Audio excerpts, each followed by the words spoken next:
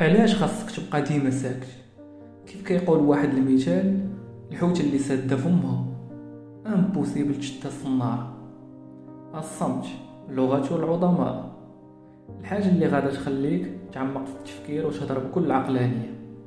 الصمت هو اللي غادي يخليك تكون فحال شي نسر طاير في السما وكتشوف من بعيد اش واقع في المحيط ديالك. الصمت هو اللي قادر يحل بزاف المشاكل الزوجية التافهة وحتى المشاكل اللي بين الصحاب اللي ما عندها قيمة. الصمت هو عشيرك اللي عمره ما غادي يخونك ولا يخوي بيك. نهضروا على السكات، وقبل ما تتعلم تسكت خاصك تعرف اهم حاجة، علاش خاصك تسكت. نبداو الفيديو، ولكن الا كنتي اول مرة تعرف النور داز ما تنساش دير معاك ابوني وشي لايك الا كنتي مازال ما درتيها. اول حاجة، السكات كيعطيك القوة. الملك لويس 14 كان من بين اقوى الملوك اللي دازو شحال هادي، ماشي بالجيش ديالو ولا بالصحة ديالو، ولكن القوة ديالو كانت في الشخصية اللي عنده. تصوروا معايا، كان كيكون جالس حتى كيجيو عنده الخدامة ديالو ومعاه مخبار ما كتفرحش، وهو كيبقى ساكت وكيشوف، ما كيتعصب ما كيغوش. كان جملة وحدة تيقولها واخا دابا نشوف، وكيبقى ساكت ما كيزيد حتى كلمة اخرى. هادشي اللي كان كيخلي الخدامة ديالو مصدومين من السكات ديالو، وهادشي اللي خلاهم كيخافوا منه بزاف بسبب الصمت والهدوء اللي كان كيكسبها هذا الملك. انا عارفك ماشي ملك، ولكن راه حتى انت تقدر تطبق فن الصمت. ثيق بيا، اللي جا عندك اي واحد وقال لك خبار خايبه ولا شي هضره قاصحه وبقيتي ساكت وكتشوف فيه وما خرجش حتى كلمه، كون اكيد مع الوقت غادي يولي يخاف منك وما يبقاش عارف اش كيدور في راسك. هادشي اللي غادي يخلي الوزن ديال هضرتك يتزاد ملي تقول شي حاجه وانت غالبا كتكون ساكت.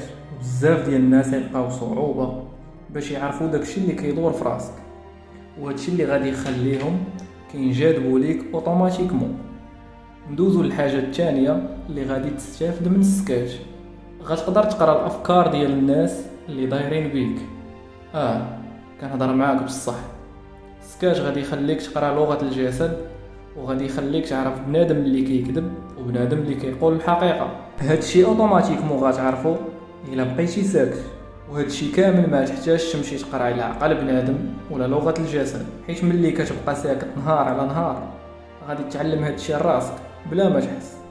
وثيق بيا، ما غاديش تحتاج بزاف ديال الوقت، وكون مأكد هادشي غادي يحلك بزاف ديال البيبان في حياتك، بحال في الخدمه ولا في شي غولاسيو ديالك. ندوزو للدرجه الثالثه، ملي كتزيد نسبه السكات ديالك كتولي مستمع جيد. وثيق بيا، الناس عزيز عليهم اللي كيسمع ليهم، حيت الناس الطبيعه ديالهم كيبغيو اللي يسمع ليهم. ولكن هادشي ما غيخليكش تبقى ساكت مع شي واحد كيعاود ليك على شي قصه وقعت ليه ولا شي موقف. المهم هو تعرف الوقت اللي غتهضر فيه وتعرف شنو خاصك تقول، وحاول ديما ما تقويش الهضره وما تعطيش الحلول، وما تبقاش تقاطع الهضره بلا سبب، حيت هادشي غادي يخلي الشخص اللي كيهضر معاك يكره راسو ويكره النهار اللي فكر يوقف معاه. وانا مأكد هادشي فايت وقع لشي واحد فيكم. الا كان طرات لشي واحد يكتبها ليا في الكومونتير. الخلاصه من هادشي كامل، باش تكون عندك كاريزما وشخصيه قويه وتولي محبوب عند الناس ويبغيو يهضروا معاك، هي خاصك تكون مستمع جيد. والسكات وحده من بين اكثر الحوايج اللي غادي يعاونوك تكون مستمع جيد.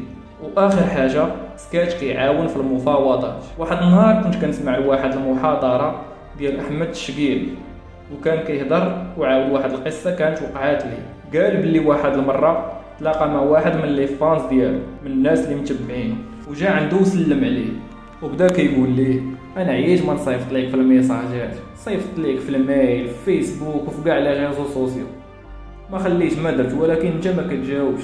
وبدا كيحيح ويغوت عليه وكيقول ليه انت غير وليتي مشهور ولات فيك العياقه والتكبر. وهنا احمد الشقيري ما دار حتى شي رياكسيون ولا شي حركه، وبقى كيشوف داك لي فانز ديالو وبقى ساكت. الاخر بقى محيح، وفي الاخر ناض وبدا كيقول ليه انا عارف كيوصلوك بزاف ديال الميساجات وبلي انت مشغول، غير سمح لي الا تعصبت وغوتت عليك. وجاو باس ليه على راسه وقال ليه انت راك عزيز عليا وكتعجبني الهضره ديالك، ومشى بحال.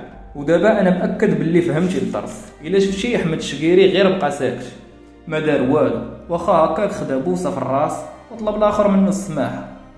اما داك المتابع ديالو مشى شبعان ندامه. وهنا غادي تكون عرفتي القوه ديال السكاتش. وهاد القوه ما غاداش تعطيك حتى شي مهاره اخرى من غير الصمت. وثيق بيا، الا بقيتي كتهضر من دابا حتى الغدا ما غاديش تقدر تاخذ هاد القوه الكبيره.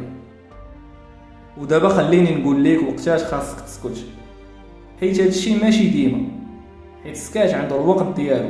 مثلا دابا الا كان بزز منك تبقى ساكت، السكوت ديالك ما غينفعك في والو.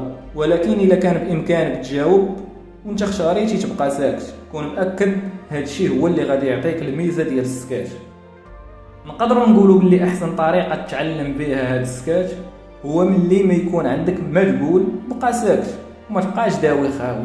وإلا طرا ليك شي مشكل حاول تبقى ساكت وكالم، ما تخليش الخلعه والغضب يسيطروا عليك ويخليوك تبقى تغوت وتهضر، حيت راه الوقيته اللي كطيح فيها في شي مشكل هي اكثر وقيته كيبدا دماغك كيلوح عليك في الجمل ما عندهم حتى معنى وكيقول لك غا قولهم. وفي نفس الوقت السكاش غيعاونك تبان اكثر قوه وغيعاونك تلقى الحل ديال المشكله ديالك. حاول تخدم بقانون ديال 30% هضره و70% سكاش. والحاجه المهمه ديما سيطر على راسك ملي تكون في شي نقاش ورد البال الهضره اللي غادي تخرج من فمك. وديما تفكر عمرك تقاطع شي واحد ملي يكون كيهضر، حيت غادي تضرب كاع داك السكاش في الزيرو. المهم ركز على راسك مزيان وما تبقاش داوي خاوي. وهنا غادي نكونوا سالينا الفيديو ديالنا. وما تنساش دير ابوني واكتيفي الجرس باش يوصلك الجديد انت الاول. وإلا كنتي مازال ما درتيش لايك ديرها، اش كتسنى صاحبي، وخلي شي تعليق زوين في حالك. واهم حاجه الا عندك شي موضوع كتبوا لي في الكومونتير باش ندير عليه الفيديو الجاي، حيت هادشي كامل داير عليك غير انت ولا نجي باش نفيدكم. نتلاقاو في الفيديو الجديد. كان معكم نورداز شخصيا. تهلاو.